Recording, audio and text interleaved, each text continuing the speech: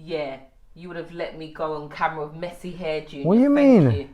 What do you mean? It's alright. What do you You mean? know what I mean? The hair was out of place, but thank you. It's alright. I would have seen that in time. Hi guys, and welcome back to my channel, Simsen Talk.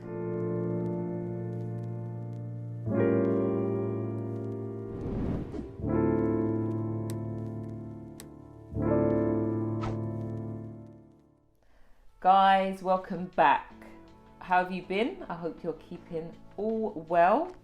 And as you can see, I have a guest in the studio today.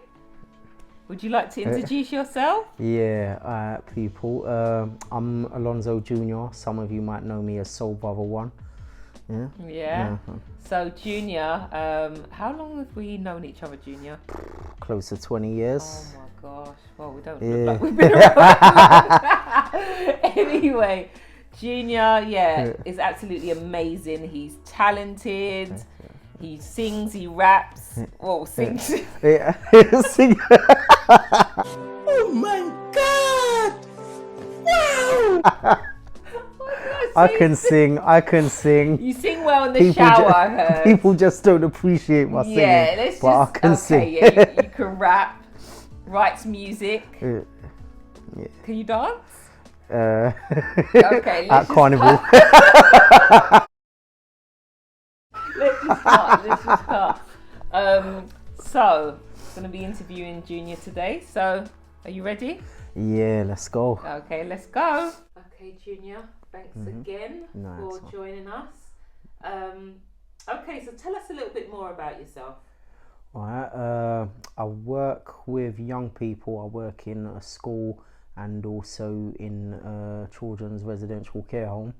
And yeah, I enjoy music. I enjoy writing music, listening to music, especially old music from the Motown era through to noughties R&B. Fantastic. And also you run events? Yeah. Open mic nights. Also raise awareness for small charities and fundraise for them and get people, just raise awareness for health issues and things like that. Brilliant. Yeah. So, speaking of health issues, could you please share with us what your health condition is? Yeah, I've got a blood disorder called sickle cell. It's where the red blood cells break down and they're not full circles, like similar to see the bite in the apple on the symbol on your phone, yeah? Like, just say if you've got a Jaffa cake or a biscuit and you bite into it, it's got corners, it's sickle shaped.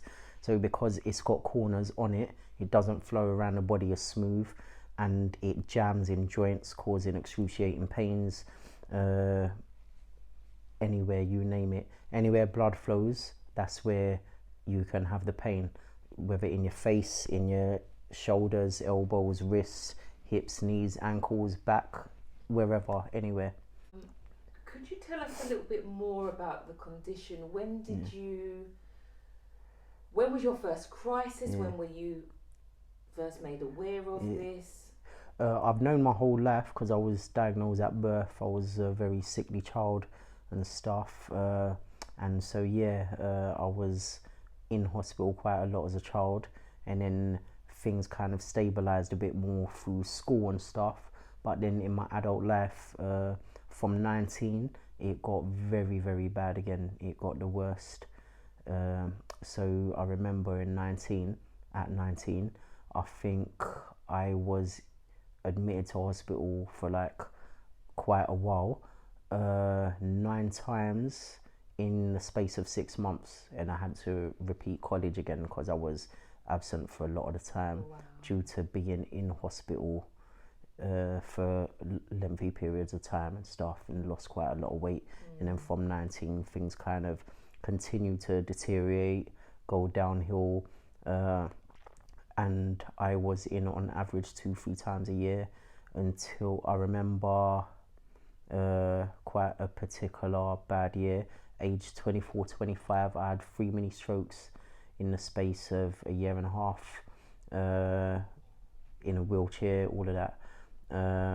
And yeah, since then they've tried different medications with me and put me on different treatment plans, and right now I'm receiving blood transfusions and they're really working, and so things are more controlled and more manageable.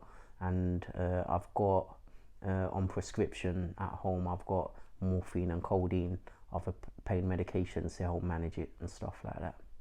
Okay, So yeah, thank you for sharing that. Nice one. So your blood transfusions, how often will you receive a blood transfusion? I get them every 4 weeks. When it first started, it was every 6 weeks, and they did see benefits, but because I was still having episodes in between, they brought them closer together to help manage it a bit more effectively. Junior, how do they get sickle cell? How does someone get diagnosed with sickle cell? Well, because it's a genetic disorder, you cannot catch it later in life or anything like that. You're either born with it or you don't have it at all. So you're gonna have it all your life, or you won't have it at all. You get it from both parents. The only way to get it is if both parents have the trait. So if one of your parents have sickle cell and the other one has a sickle cell trait, you're 50% chance likely to have it. Each child per pregnancy is 50% chance likely to have it. If both parents have just the trait, then it's a 25% chance at each pregnancy that they will have it. And yeah, if both parents have full-blown sickle cell, then 100% chance you're definitely gonna get it. So each child, each pregnancy will definitely get sickle cell. So the thing about it is, most people that have the sickle cell trait do not know they have the sickle cell trait, because there's no pain, there's no symptoms that come with it. So if you haven't actively gone out and asked your GP, I just want to be tested to see if I have the sickle cell trait or not, you're not gonna know. So a stat that I read a few years ago, that sickle cell in the UK, there were at the time 15,000 people diagnosed with sickle cell in the UK, but it was also the fastest growing genetic disorder in the country. And I believe the reason for that is lack of education and lack of awareness. So because people don't know if they've got the trait or not, they're not going to have those conversations when they're dating or with someone to ask them, what is your blood genotype? Because they won't have any knowledge or background of it. So it's a very, very important question and a very important conversation to be had within the community, especially the black community, because it mainly affects people of African Caribbean descent and Mediterranean and sub-Saharan, so like North Africa as well. So it's most important in the black community when dating. That's a question that needs to come up from early doors, and that's a discussion that needs to be had. Okay, as you mentioned about dating. So do you literally, after you've introduced yourself, mention that you have got sickle cell? It's definitely one of the earliest things that I'll bring up, like even before going on a date, like just so that it's known. I have this is what it means, this is what it means in the future for future generations and stuff. And it's like, if you don't know if you've got it or not, then because you know I have it, you need to get tested. So it's definitely a very, very early conversation, very early conversation. And how's that been for you, Junior, obviously, when you had to share that, which, you know, most people might not have to share such a... It's vital, isn't it? But have you often had a positive response? More time I do have mature responses, and it does impact people's decision if they do want to pursue something with me or not. But I don't mind. Like, if someone's gonna respond that way, they will respond that way. But quite a few of my relationships have ended because of it. Not because I've been open about it, but because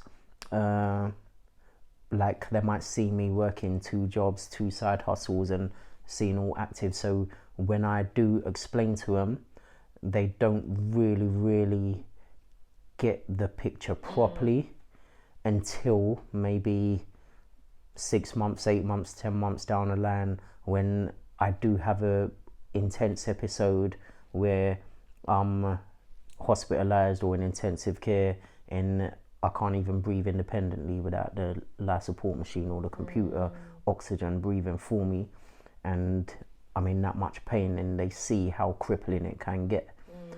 So that does tend to scare some people off. Not everybody, but it scares a lot of people off. Because they, as you said, they will see you being proactive, working more than, so they, and then they see that.